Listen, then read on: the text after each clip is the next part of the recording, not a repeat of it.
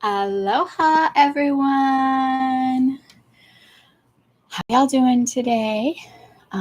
It's Lisa with Upside Down Pilates and Nourishment. I'm so excited to be here with you all. So if you're here or you pop in, you have any questions, you can put them in the chat, as well as let me know where you're watching from. I am in Honolulu, and it has just started to drizzle just a little bit, but I'd love to hear where you all are from. So what we are going to do today, I haven't been able to do YouTube, pretty much anything, for about 6 months. And you guys are amazing. And you ask some of the most amazing questions. And it's very exciting to hear from you guys. And also to hear how, the videos that I post are really actually helping you transform your lives.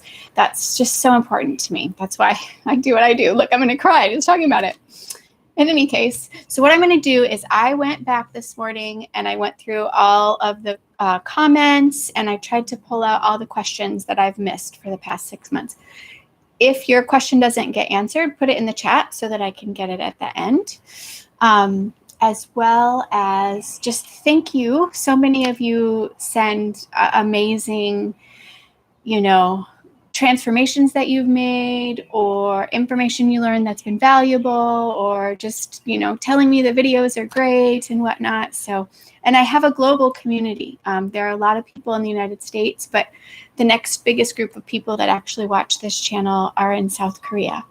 So we've got people all over the world.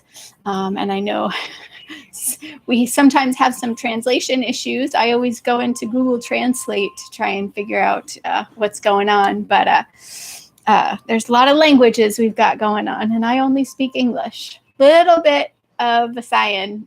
That's from the Philippines, and French. I actually do speak French. I have many years of French when I was in high school and college. But anyways, so let's get to it.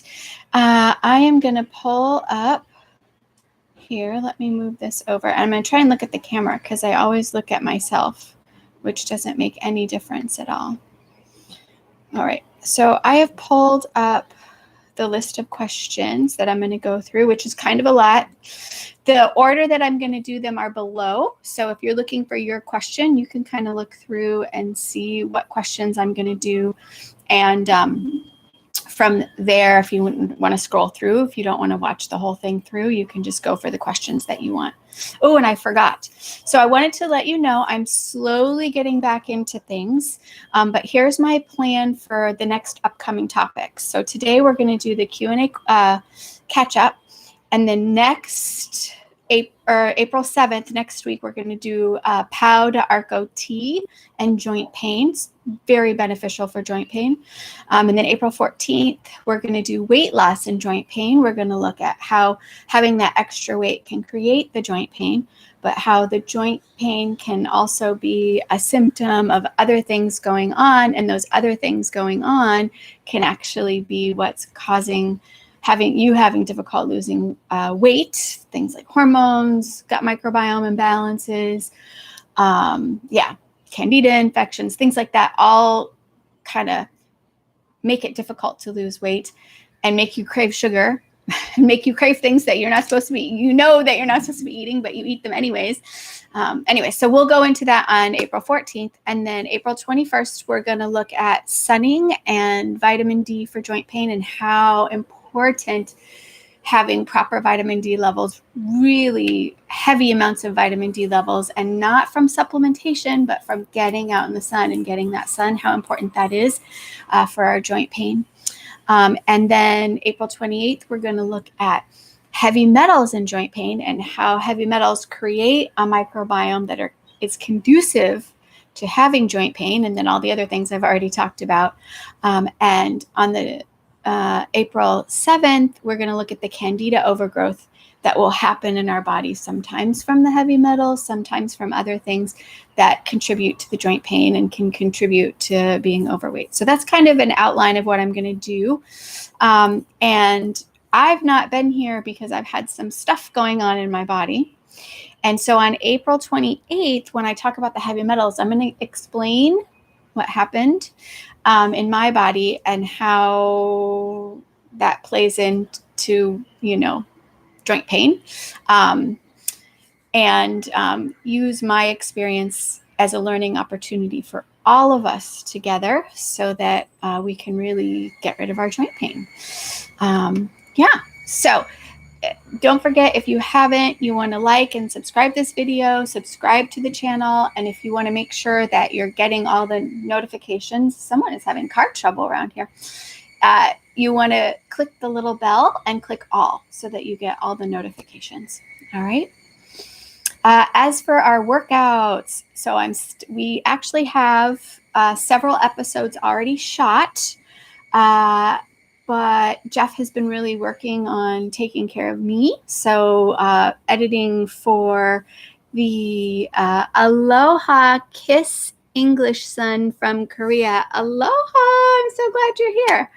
Yes, lots of people from South Korea that watch the channel. Anyways, Jeff has been helping me a lot. So he hasn't been able to get in and get edited the videos that we already have shot, which are pretty old. I actually shot them last summer. But I believe we have a shoulder girdle, as well as the shoulder girdle, the anatomy, and then exercises, and then shoulder joint, and the differentiation between the two and how those two things work together. So those are already shot, and at some point they will be up for you back at our 1 o'clock Tuesday time. And then the things I'm looking at for our next shoot, as soon as I can get back to shooting, are going to be a really cool small ball workout that I created for my clients that I work with. And then a really great circle workout. And then I'm right now creating a foam roller circle combo workout for my clients.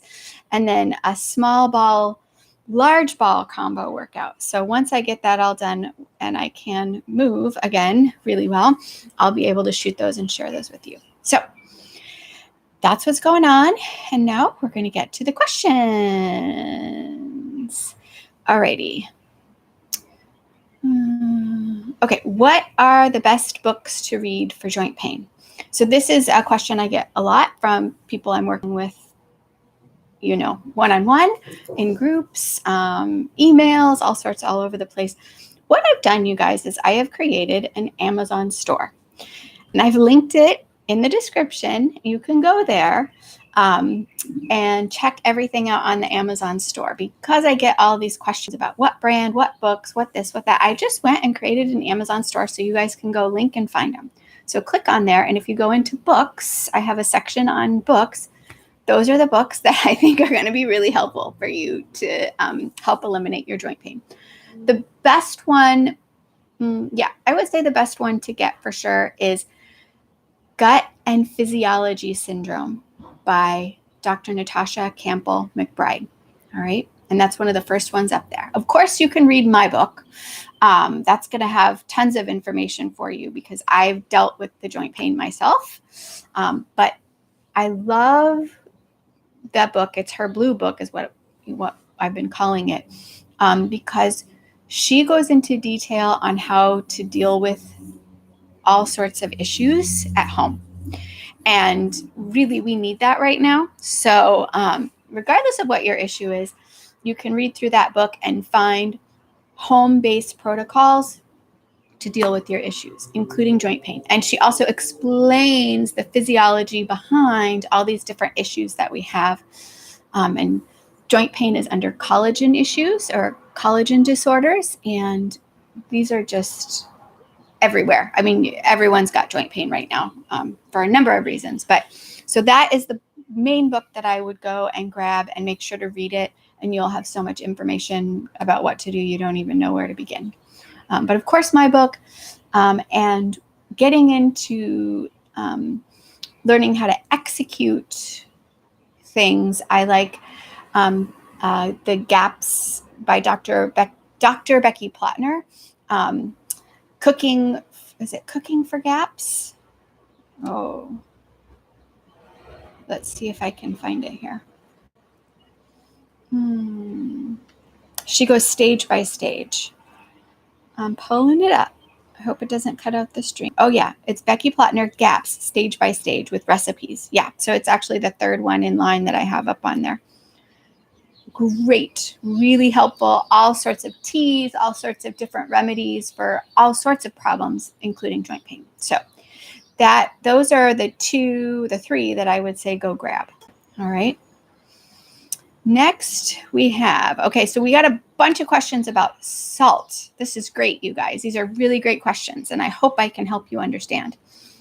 Okay, so what do you think about Himalayan salt? Is Himalayan pink salt as good as Celtic salt? And may I use volcanic salt as a substitute for Celtic salt? Okay, so no, you cannot. You can do whatever you want, but I recommend Celtic salt because it comes from the sea, and in that area of the sea, it is least polluted on the planet. And it's still, the salt has all of the natural minerals that we need. Himalayan salt, and I would say volcanic salt is similar to Himalayan salt. They're rock salts. I mean, yeah, they're rock salts. So rock salts are going to hold all the toxins of the environment that the rock is in. And although a lot of those areas are pretty clean, naturally there's heavy metals and other toxins in the rock salts. Off the top of my head, I'm not remembering all exactly. I think uranium is one. There may be arsenic in there. There's a bunch of different kinds of heavy metals and toxins that are in the rock salts.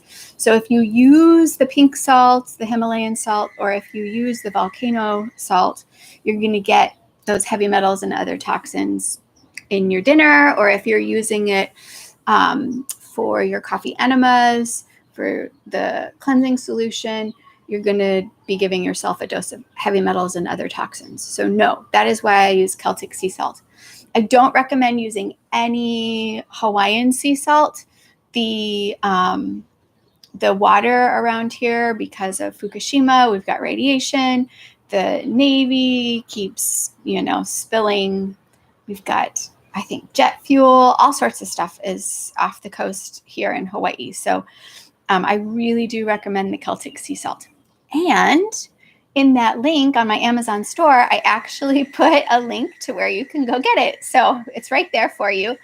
You can order it off Amazon. Of course, you should be able to get it at most health food stores. But I have a 5-pound bag and then another smaller bag if you just want to try it. So you can go to the Amazon link, and that's the one that I recommend right there. Let's see. I'm not seeing any other questions about that. If you have questions about anything I'm saying, pop it in the chat. I can see them, and then I can just answer right away. What's next? We would love to see kefir or sauerkraut, please. So this was, what kind of videos would you like to see? I've actually already done a kefir video and a sauerkraut video. I did them, some of the first things that I did. So I will link them in the comments when I'm done talking here. But you can go back and you can look for kefir and kefir whey.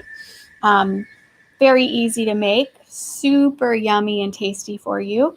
And then I already did a sauerkraut video.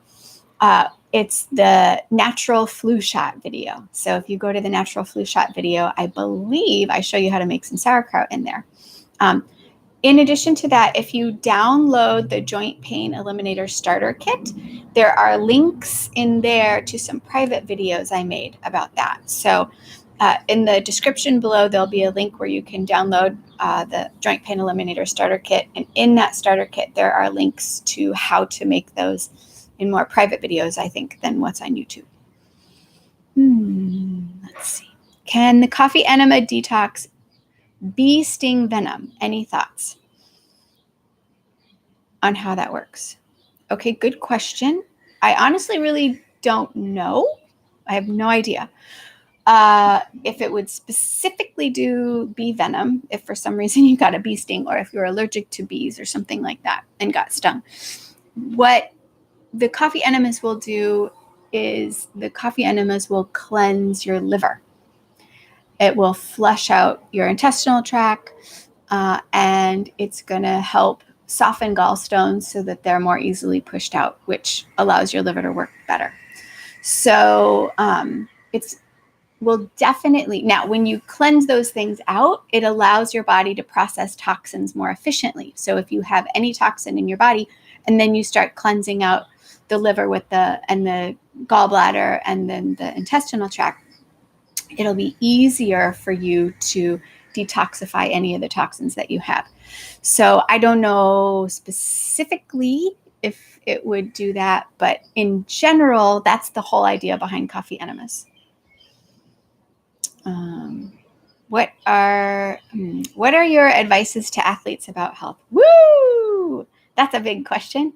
I've actually taught a course on that. So there's a lot. So my graduate degree, I have an MFA in dance. And while I was getting my MFA, I actually studied biomechanics. So biomechanics is the mechanics branch of physics applied to kinesiology.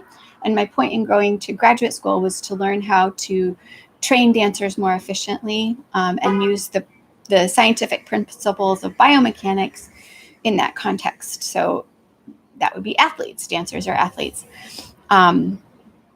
I would say, what are my top 3 things for athletes? Number 1, don't be a vegetarian. You need to have healthy fat and protein in order to build the muscle and maintain the breakdown of your body. So, you want good, healthy food. You want pasture-raised everything, but you want to make sure that you're getting proper amounts of fat and protein so that you can rebuild, because when we're athletes, we are damaging our body and having to repair. So that would be number 1. Number 2, make sure you're getting plenty of sleep. Sleep is another thing that we really need in order to be able to cleanse and repair. And especially with dancers and some athletes, you just don't give yourself enough downtime or enough rest time in order for your body to repair itself. It's very well known that people who do marathons and that type of thing, they'll actually end up with IBS or something like that because of the high stress and lack of sleep. So, So that and that. What else would I say?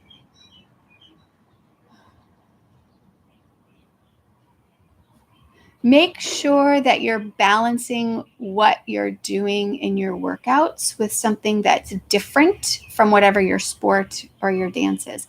I think a lot of injuries come about because people are imbalanced in what they're doing, right? So I'll use ballet dancer because I know that so well. Ballet is in a turned out position where your feet turn sideways, and then the muscles in your hips, they're called your lateral rotators, work really hard all the time. And so the turnout muscles get very, very, very, very, very strong in order to hold that position, but they also get very, very, very tight. And so that will start to create problems like sciatica. All right. So you need to have another balancing activity such as Pilates. That's why I got into Pilates, so that you make sure that you're using all your muscles in a balanced way. And whatever your sport is, do the opposite of what you do. So if you're running all the time for whatever your sport is, make sure you're getting plenty of stretching in there. If like dancers, they stretch. They, can barely hold their bits and pieces together. Sometimes they're so stretched out. They need to be doing specific strengthening exercises for all of that stretching. So I think that would be my top 3. Don't be a vegetarian. Make sure you're getting proper, good fat and protein. Make sure you're getting plenty of sleep, really plenty of sleep. And then make sure you're doing balancing activities that are opposite of what you do in your sport, especially if you're doing it professionally. Because we get so imbalanced when we're training like that. Okay. Hello, can you do homemade kombucha implant? Okay, so they're referring to doing like a probiotic implant with kombucha. So I gave a talk about using the kefir whey for the probiotic implant. I don't know. That's a great question. I have absolutely no idea. I've never done it. I actually react very poorly to kombucha. Some people really love kombucha and use it a lot. I react poorly to it, so I don't use it. There is sugar in it, and it can get a little bit of alcohol in it. So not enough to like get you drunk or anything, but it's there. And for me, it does not make me feel well.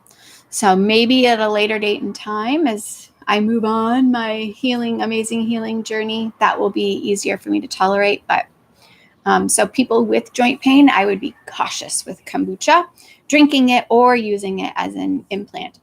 I would assume that it would be fine, but you definitely want it to be homemade. You don't want to grab something you bought at the store. But again, I don't know. I really have no idea. Okay. What type of resistance bands are we using? So there's a number of great resistance bands. Ones that I've used forever are TheraBands. All right. And I don't normally totally shout out for companies, but TheraBand is really good. And in the Amazon store that I put the link in below, I actually have the resistance bands that you can purchase right there. So see how easy this is with this Amazon store? And I get these questions so much. So you can go to the link in the Amazon store and then go to the Pilates and exercise equipment section, and you can buy the bands right there. And then you're working out with us. The ones that I chose were a yellow, which is light, a red, which is medium, and a green, which is heavy. And it's like $10, $12, very cheap. And you can get them there. But there are other brands, but that one I've used for 20 years now. Oh dear. Okay, let's not talk about how long I've been teaching Pilates. Okay, let's see.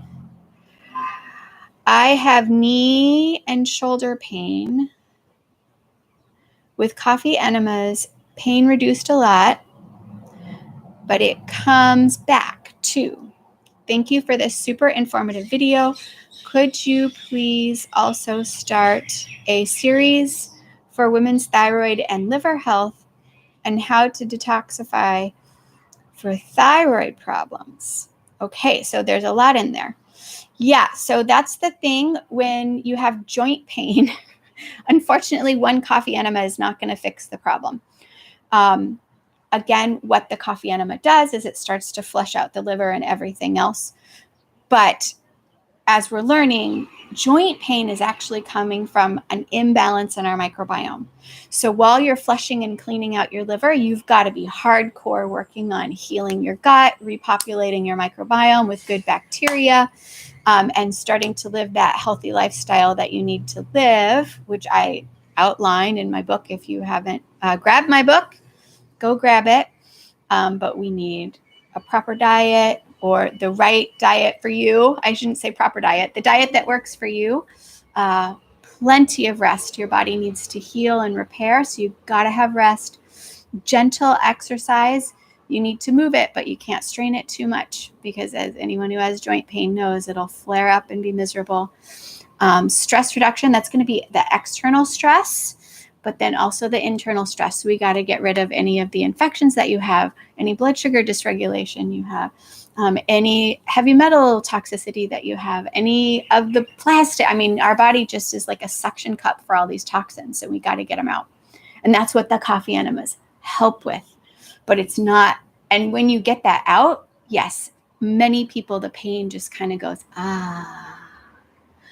But the second it starts to come back into our gut, or we eat, it oftentimes will come right back. So there is a lot more to it.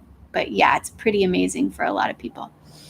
Now, you're asking about women's thyroid and liver health.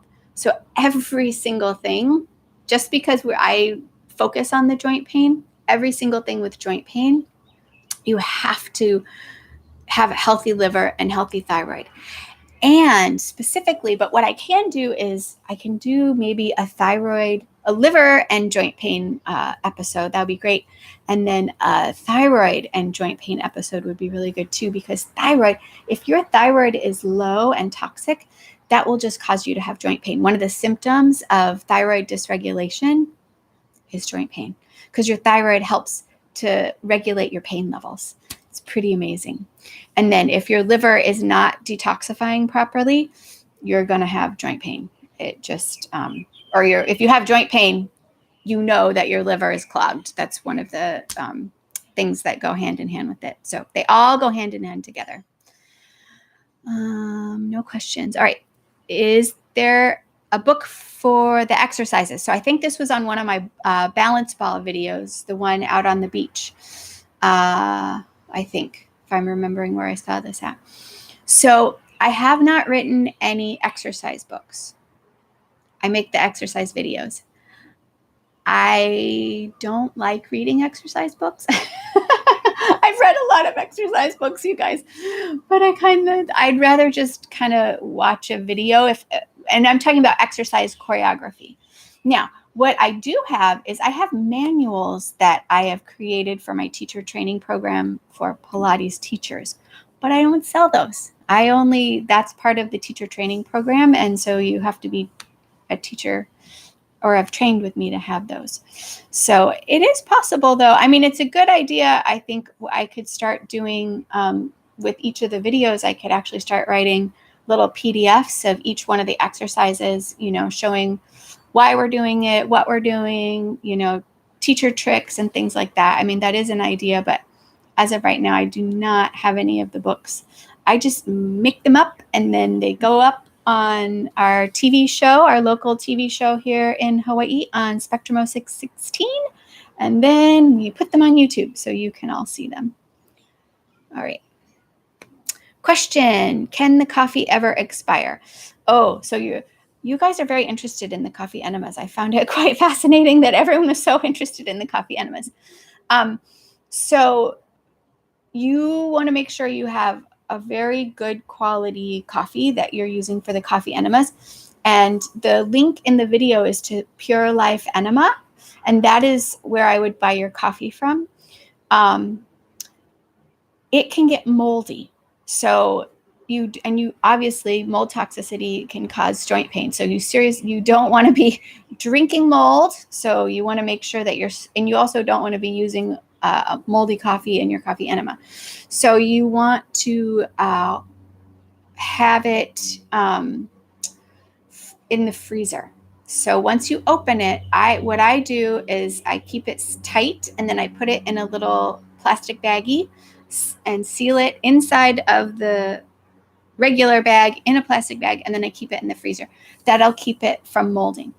I would say if you don't use it within a year, I'd get a new round of it.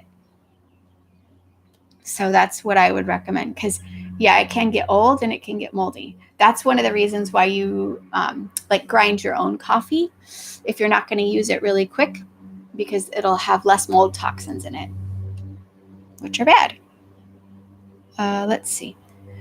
What should I eat / supplement to take after my enema? Good. See, you guys have great questions. All right. So I really recommend broth. So I think having a meat stock power broth, and I believe I have a video on that in here for the meat stock power broth. I think I put it in there. If not, I'm pretty sure that video is in the Joint Pain Eliminator starter kit that you can download. But it's basically your meat stock that you've made, which I did a video on. And then you have a clove of raw garlic that you put in after it cools down a little bit. And 1 to 2 raw egg yolks that you take the whites off from. And then after it cools down a little bit, because if you put it in too fast, it'll turn into like egg drop soup. You got to let the broth cool down a little bit. You whisk it up, put it in there, and then, and this would be great for athletes after they've worked out. This is going to be a good thing to replenish them, speaking of that question, and then get some easy, fast protein and fat and good collagen repair for athletes, as well as for people with joint pain, which is why I'm talking about it. But then you can also do a boiled egg yolk or 2 and just cut it up and pop it in there. Drinking 1 of those a day is ideal. But doing that after the enema is going to help replenish you and then help give you the good, easy, digestible nutrition that you need. Let's see. Is it better to use sauerkraut or probiotics after a coffee enema? So you could do both. I don't think there's one better or worse. I like them for different reasons. So the sauerkraut, homemade sauerkraut, not the stuff you buy at the store, but your homemade sauerkraut that you let sit on your counter or in a cupboard for a couple of weeks. That has, I did a video on that, so the natural flu shot, but that's going to have more nutrition to it. So not just the probiotic part of it, but there's bioavailable vitamin C and vitamin K, and both of those things are really helpful. That's why I have it as the natural flu shot. Very easy to digest vitamin C and vitamin K. There's some fiber in there to help make sure things are moving down below, as well as all the good probiotics. So yes. And then taking like a pharmaceutical grade probiotic, like I Love Megaspore or something like that, that's also going to be very helpful. There's no reason why you can't do both. Like I do probiotic foods all day long, and I take a probiotic supplement with every meal that I take. So yeah, but after coffee enemas either, but I would do the broth as well. Okay, we're still going. Now I'm down a little further. Will I lose weight doing daily enemas? And why, when I do it, I get anxiety? Is only 2 tablespoons I use. I'm not sure if this is the kefir whey enema that they're talking about or the coffee enema. Either way, I'll explain. It does make me feel light. I don't want the anxiety or loss of weight. I need more muscle mass, so I don't want to make that worse. Okay, so coffee enemas often do help people lose weight. Part of that is because people have a lot of built up fecal matter in their intestinal tract, but also it helps to clean out the liver. And if you're holding weight, part of that weight can be toxicity. This is the part that I'm going to talk about in our weight loss one that I have coming up. Our toxicity will store itself in our fat tissues so we don't hurt our organs and our brain and things that we need to survive in. So as you start to clean out a lot of these toxins, which is what the coffee enemas do, you will start to lose weight.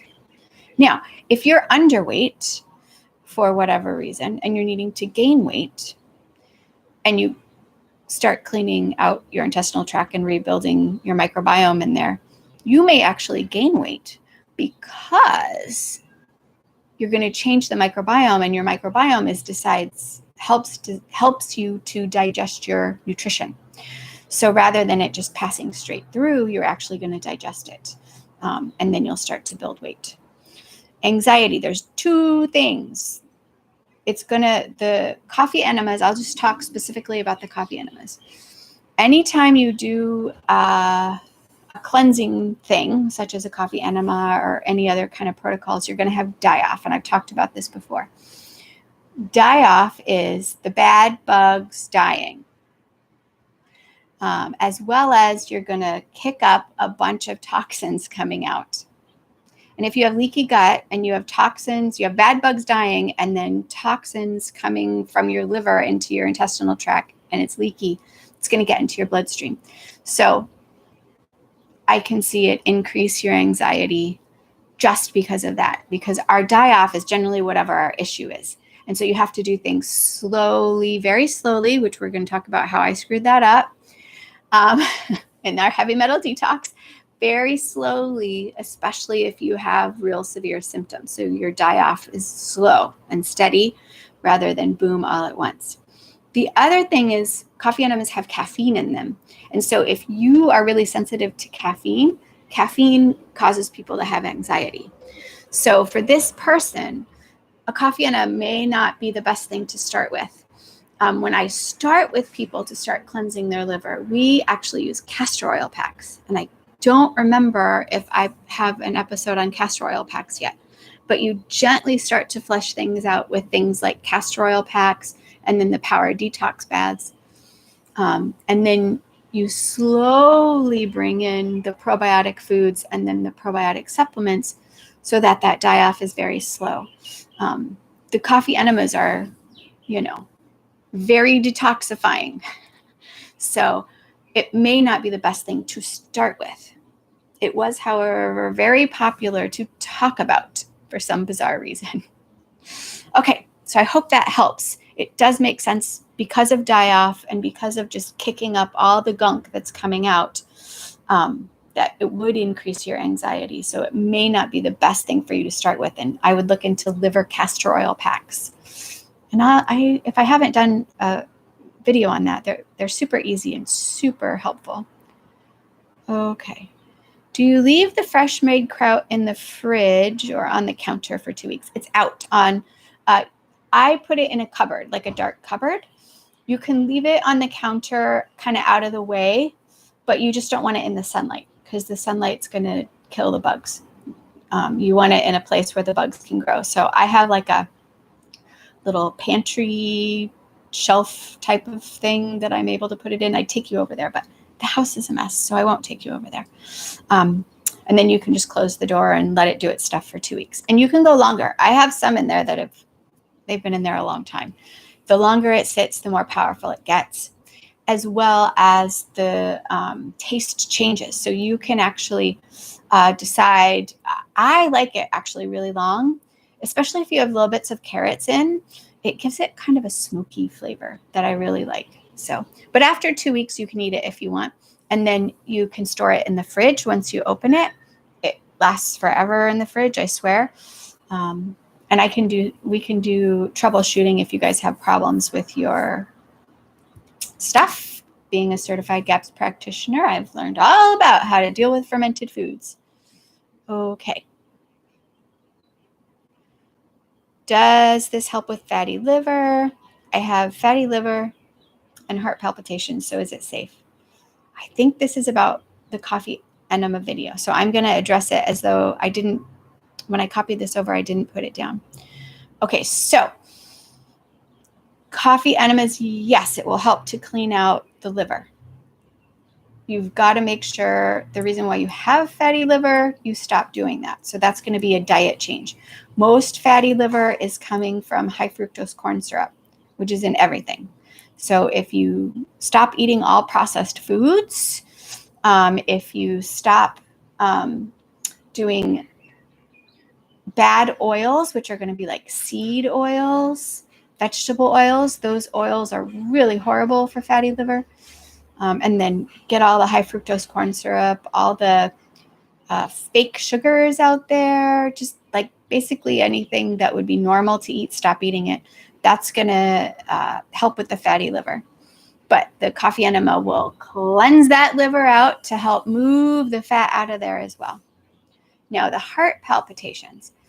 So you have to be thinking about the fact that there's caffeine in that. So the caffeine can make your heart palpitations worse. So I would speak with the doctor or the healthcare professional that you have and talk about that with them. Because you certainly don't want to have a dose of caffeine and then your heart go wonky on you. Generally, people that have really bad heart problems, I don't recommend that they start with the coffee enemas. Again, we start with other things. When I'm working with people individually, we start with other things like the castor oil packs that are very gentle to get things to slowly start to clear out. And then as those other accessory problems, such as the heart palpitations, start to die down, then maybe try and get a little more aggressive. But again, slow and steady wins the race. So, but anything like this, you definitely want to run by whoever your healthcare provider is, whether, that's a naturopath or a medical doctor or whoever you're working with. Because your situation is very individual, so it needs to be dealt with individually. Okay. Hang on. We are going to now... I got to open this out a little bit if I can, because I can't read this. Okay. I just recently found your channel.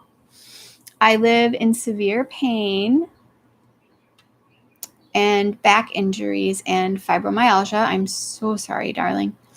I've done a few of your small workouts a few times and am already feeling improvement. Woo, woo, woo. I'm so happy for you. Learning the neutral spine and breath work. Yeah, perfect. Just wish I could afford all of the equipment, such as the reformer and the chair, but for now I stick with the floor work. Let me tell you, you don't need all the toys. You have your own body weight.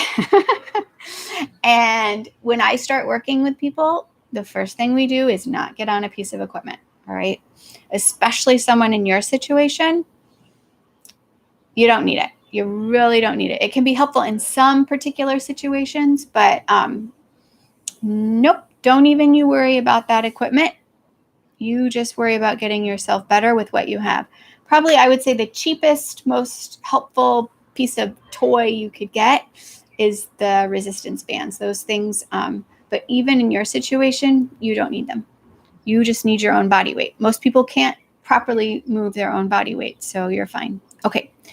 I also wish there were more Pilates teachers like you that were available here in Ohio. Thank you, darling. That's very sweet.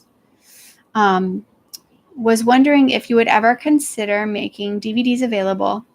And I want to try so much for this channel. TY, I'm not sure what that is. I think it's some sort of a typo, but I don't know what that means. So I did used to have a series of DVDs that I sold, but now I have the YouTube channel. So anything that I'm videoing is eventually going up on the YouTube channel. I am in the process of making a group joint pain eliminator course that will be, it won't be DVD form, but it will be online form that you can purchase and go through with me. The other thing is I do take clients all over the world. So if you are so desiring to work with me, if you download the Joint Pain Eliminator Starter Kit, there's a book now button that you can push, and that will bring you to a page where you can schedule a 30-minute chat with me, and we can see if we would work well together. All right. So I work with people all over the world. Sometimes you do have to go on the wait list in order to get in with me. At this exact moment in time, I do have one spot open. So that is definitely a possibility where you can work with me over Zoom. And what I found is that people who are actually in an extraordinarily large amount of pain or joint pain or have issues, it's actually been easier to not come in and work with me in person, but to do it in a Zoom way. That way you can do it at home, and we can design a program, a home-based program in your environment that works for you. So there you go. You can just bring me to Ohio if you want. I'm happy to do. I actually go to Ohio. I have a woman in Ohio that I work with and have been working with, and she found me through the YouTube channel. So, and she's doing great. She started with some really bad neck pain, all sorts of stuff going on, and she's doing fantastic. She actually had anxiety, all sorts of stuff, and that's all doing really well. So yes, you can just bring me home with you. And no, you don't need all the toys, although the toys are fun. I do have to admit, reformer's fun, and all those things can be extraordinarily helpful with different situations with joint pain, but not necessary. All right. I think we're getting close to the end here. It's been almost an hour, you guys. Okay. Great job explaining and demystifying back pain. I'm glad you found this information helpful. Makes so much sense. Yes, it all makes sense when you understand what's going on inside of you. How do you recommend finding a good PT? I have had mostly not ultimately helpful, and or practitioner who really understands their stuff. Okay, this is a great question. So I'm going to do this in reference to back pain. Most back pain is chronic, and it comes from chronic postural issues or an injury that has become chronic. I think we expect Western medicine to do everything, and Western medicine is really not designed for chronic issues. Western medicine is really designed for surgeries. Like PTs are great at helping to rehab surgeries, and they're also really great if with injuries. But once it becomes chronic, insurance just won't even pay for it. When you go to PT, you get like 12 sessions, 6 to 12 sessions maybe, and then that's it. So the PT is working within the time constraints of 6 to 12 sessions. If you have back pain, people that I work with that have back pain, it's a year or two before we're really getting going, not 12 sessions. After 12 sessions, we've just gotten started figuring out what's actually going on. So the system isn't really designed for what I'm doing. What I'm doing is not what they do, if that makes any sense. What is good is it will get you started and going and finding a good PT who knows what they're doing and can get you started, and then moving into some sort of neuromuscular education or Pilates or something like that to continue on with it is ideal. And I often have people say, well, why doesn't insurance cover you? It should cover you. It's like, no, it should not. Do you have any idea how much insurance would be if it covered what I do? Because I'm slow, and it resolves things, but it's slow. So it's the way our current system is set up. It's just not set up to do this. Now, finding a good PT though can be really hard because they're not all created equally.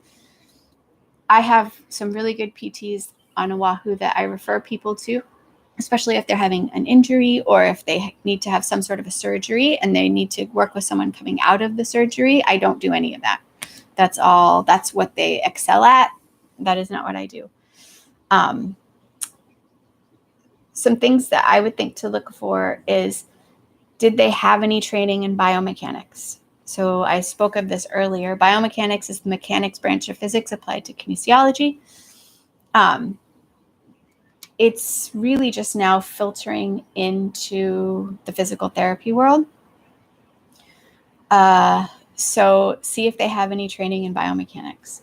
If they don't have any training in biomechanics, they're looking at bones and muscles, but they're not looking at how those bones and muscles move as a leverage system, and it's a very different perspective. Let's see. The other thing that I would look for is, do they do continuing education credits, and what are they getting their continuing education in?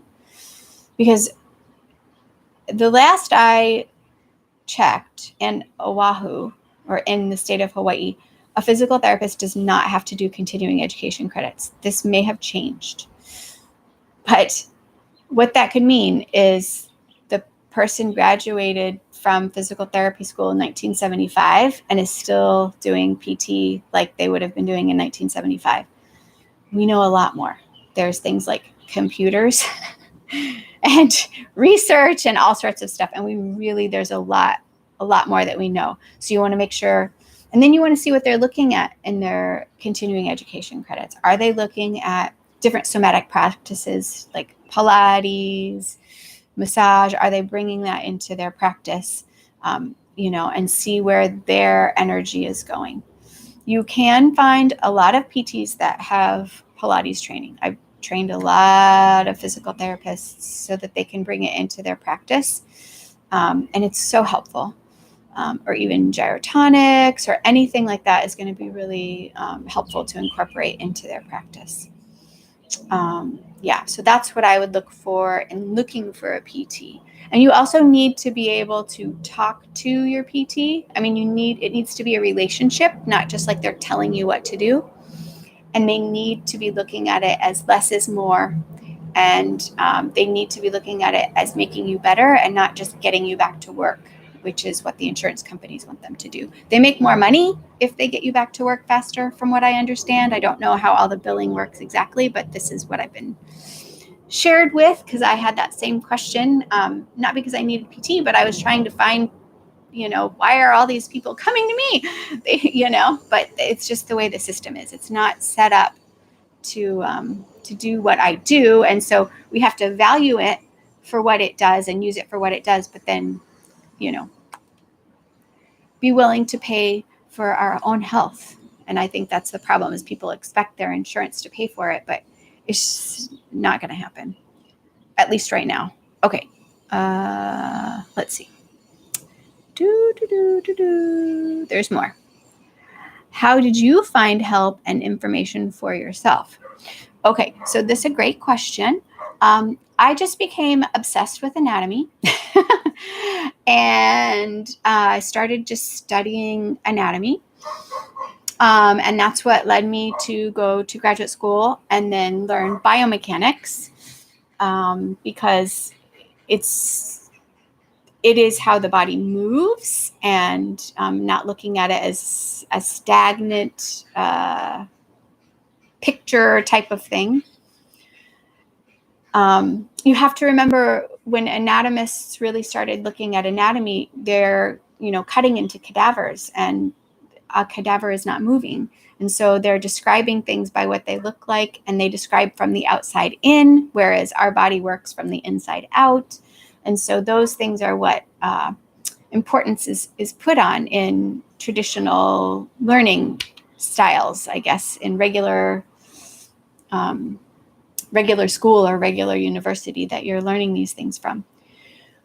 But what my secret weapon is, her name is Irene Dowd. So I'm going to cry. I love her so much. I'm just very emotional today. She's absolutely, hands down, the most amazing person to learn about movement from that I've ever run across. I'm sure there's more people, but I have not met them. I've looked far and wide. So she is actually the dance anatomy teacher at the Juilliard School. And she just I don't even know. She started asking good questions, I think, herself. And then she started trying to figure out the answers to those questions. And she comes from a long line of movement teachers in New York. So Maybelle Todd, moving into Lula Swigard, and then into Irene Dowd. So if you start looking into that, they each have books. Maybelle Todd, The Thinking Body. Lula Swigard, it's a long name. Just look up Lula Swigard and her book will be there. And then Irene Dowd's book is called Taking Root to Fly. But I've had the honor of being able to study with her for almost 20 years now. I, in the summers, fly to her, or was flying to her.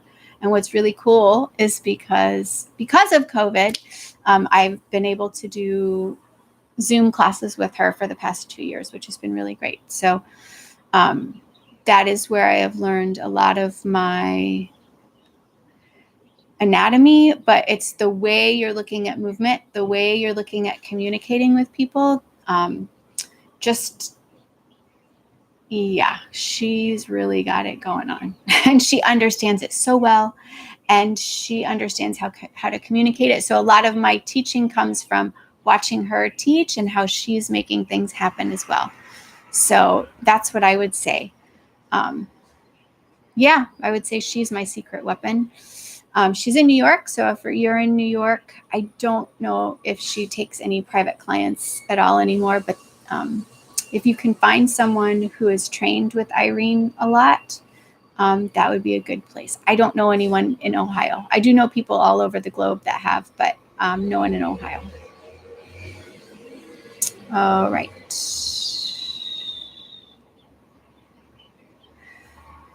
Let's see. And I think here's my last question, you guys. Good. All right. Referring to coffee enemas, does the joint pain go away for just one day, or do you have to do them often? How many times a week? Okay, so I kind of addressed this already. As you can tell, I'm getting a little tired. But so the joint pain will go away as the liver clears out and the bad bugs and fecal matter and everything get out of your intestinal tract. The problem is you got to solve the problem. So it's going to clear it out, but as soon as you start putting stuff back in, it's going to get all jammed up again and the pain will come back.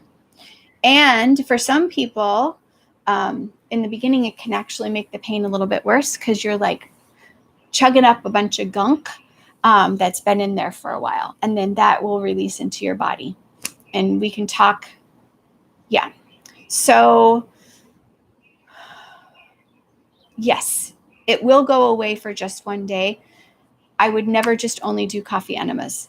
So all these things that I'm sharing with you about joint pain are pieces to a puzzle. Not all of them work for everyone, but it's all these little bits and pieces that you put together in a whole program that cause this massive transformation that I've personally experienced and that my clients experience.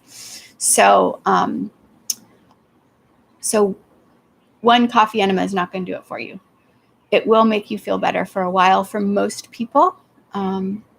But doing them regularly can be very helpful just to keep things cleared out. But it depends on your situations. Some people can do them once a month and that's all they need. Other people do them once a week. Some people are doing them 2 to 3 times a week. It just depends on what stage they're at.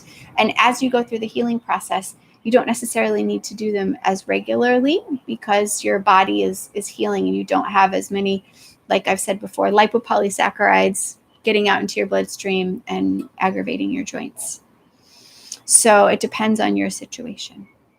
All right, I think my voice is done. I'm going to take a little drink here. I'm not seeing any chats. So if you watch this later and you do have questions, put the questions in the comments. I think things for me to remember, I already put the link for the Amazon store that's going to have stuff in there. It'll be even stuff that I've talked about before in other videos. They'll be in the store. And then I'm going to put up the sauerkraut and the kefir. I will put that in the comments. Yes. So I'm so excited for you guys. All right. And I'm glad to be back. I've missed you all very much. So yes. Things that you can do, you can go to Facebook and Instagram. I'm both on Facebook and Instagram, and you can like my page. You can download the Joint Pain Eliminator Starter Kit. When you download the Joint Pain Eliminator Starter Kit, you will be able to get my newsletter. So if you're wanting my weekly newsletter, if you download the Joint Pain Eliminator Starter Kit, you'll automatically be put on there. Ask questions, comments, share with a friend, be nice. Let's see. Yeah, I think that about covers it. Awesome. Well, it's great to be back. And I look forward to seeing you all next week. All right. You guys have a wonderful rest of your day. Aloha.